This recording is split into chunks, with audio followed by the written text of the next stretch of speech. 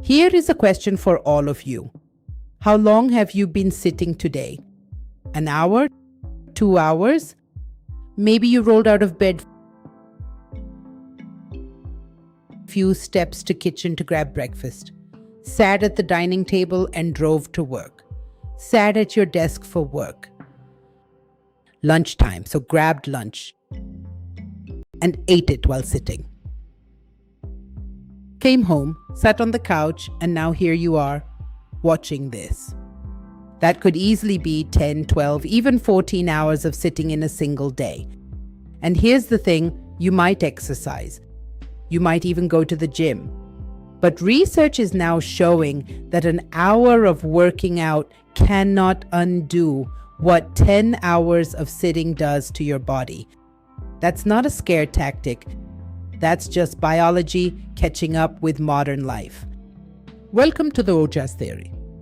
Today we're diving into the real hidden cost of sitting all day, what it's doing to your body, your mind, and your energy, and more importantly, what you can actually do about it. For the vast majority of human history, we moved. We hunted, we gathered, we built, we walked constantly. Then the Industrial Revolution happened, and then the Digital Revolution, and suddenly survival no longer required movement. It required a chair, a screen, and a deadline. The average office worker today sits for roughly 10 to 12 hours per day. That's more time than we spend sleeping. Our bodies were not designed for this. Think of the human body as a machine that runs on movement.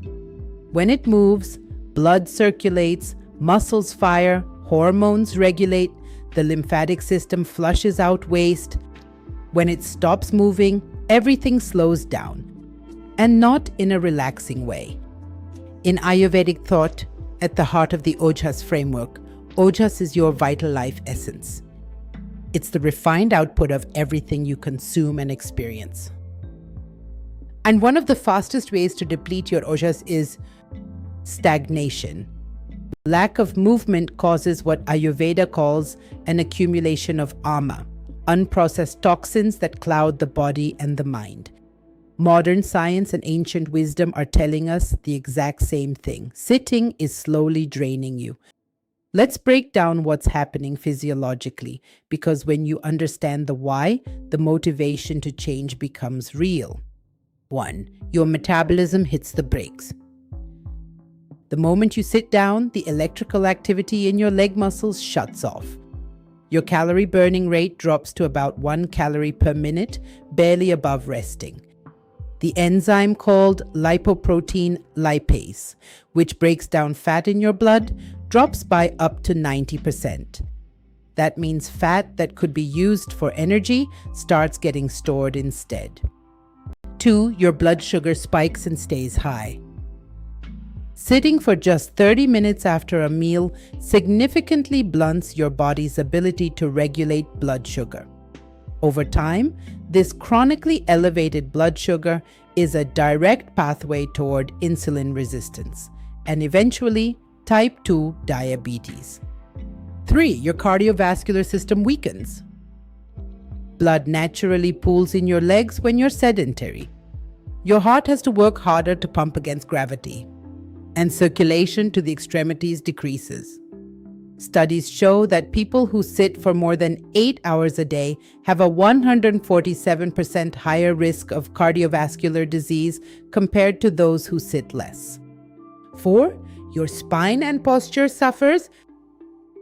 When you're hunched at a desk, the discs in your lower back are under 40% more pressure than when you're standing. The hip flexors, the muscles connecting your spine to your thighs, shorten and tighten. This is why so many desk workers feel that nagging lower back pain, tight hips, and tension in the neck and shoulders. Over time, this posture becomes structural. 5. Your lymphatic system stagnates. Unlike the blood circulatory system, your lymphatic system has no pump. It relies entirely on muscle movement to push lymph fluid through your body. When you sit still, lymph stagnates. This is why people who are sedentary often feel puffy, heavy, and prone to getting sick, Their immune system's highways are jammed. Now here's where it gets interesting, because this isn't just a physical issue. The brain is deeply connected to the body through movement. When you move, your body releases BDNF, brain-derived neurotrophic factor, essentially a fertilizer for new brain cells. Movement improves focus, sharpens memory, and regulates mood. When you don't move, anxiety creeps up. Focus becomes fragmented. That afternoon brain fog you experience around 2 or 3 p.m.? A huge part of that is simply your body's response to prolonged stillness. There's also a hormone called cortisol, your stress hormone. Chronic sitting is associated with elevated baseline cortisol levels. And chronically elevated cortisol depletes ojas faster than almost anything else. Here's a pattern many of us fall into without realizing it. We sit all day, feel drained, reach for coffee or sugar for energy, feel more anxious, sit more, sleep poorly, wake up exhausted, and repeat. The sedentary lifestyle feeds a cycle of fatigue that no amount of rest seems to fix. That tiredness you feel at the end of a long desk day, you haven't been physically exerting yourself. But your body is exhausted from holding itself in one position, from restricted circulation, from the low-grade stress of being immobile. This is the hidden cost. It doesn't announce itself loudly. It shows up slowly as back pain, brain fog, weight gain, low energy, poor sleep, and a growing sense of disconnection from your body. So what do we do? Going to the gym helps to an extent, but that's not the only answer. In the Ojas philosophy, we're not looking for extreme interventions. We're looking for sustainable, intelligent integration of movement into the rhythm of daily life. Here are the core principles. 1. Break sitting every 30 minutes. You don't need to do a full workout. Just stand up, walk to the kitchen, do 10 squats or push-ups, stretch your arms overhead. Even 2 minutes of movement every 30 minutes dramatically improves circulation, blood sugar regulation, and energy. Set a timer if you need to. Trust me, your body will thank you. 2. The power walk or walk. Yes, that is not optional. A 20-30 minute walk after meals is one of the most powerful evidence-backed habits you can build. In Ayurveda, this is called Shatapavali, which literally translates to 100 steps after eating. It regulates digestion, stabilizes blood sugar, and keeps your lymphatic system moving. This is one of the highest ROI habits in the Ojas framework. 3. Rethink your workspace. A standing desk is a worthwhile investment, but even alternating between sitting and standing every hour creates a meaningful difference. If you don't have a standing desk, use a stack of books and prop your laptop up. Use a kitchen counter. Movement starts with intention, not equipment. 4. Micro-movement rituals.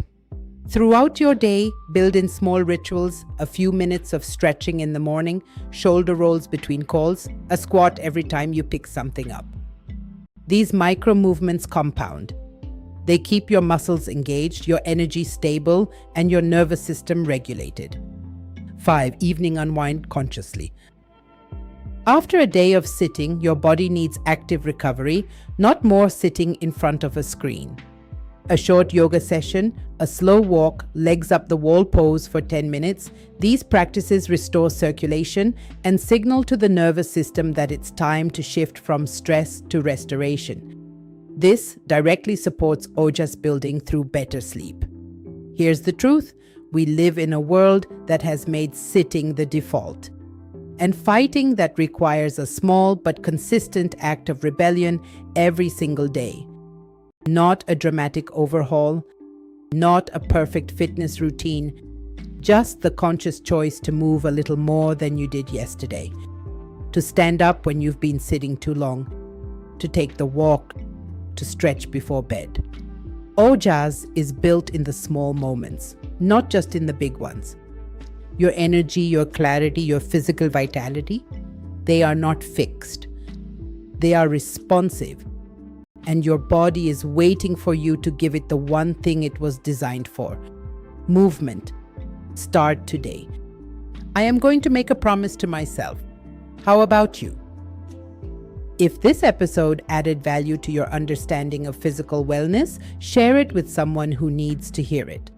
Subscribe to Ojas Theory for more content at the intersection of ancient wisdom and modern science. Take care of your body. It's the only place you have to live.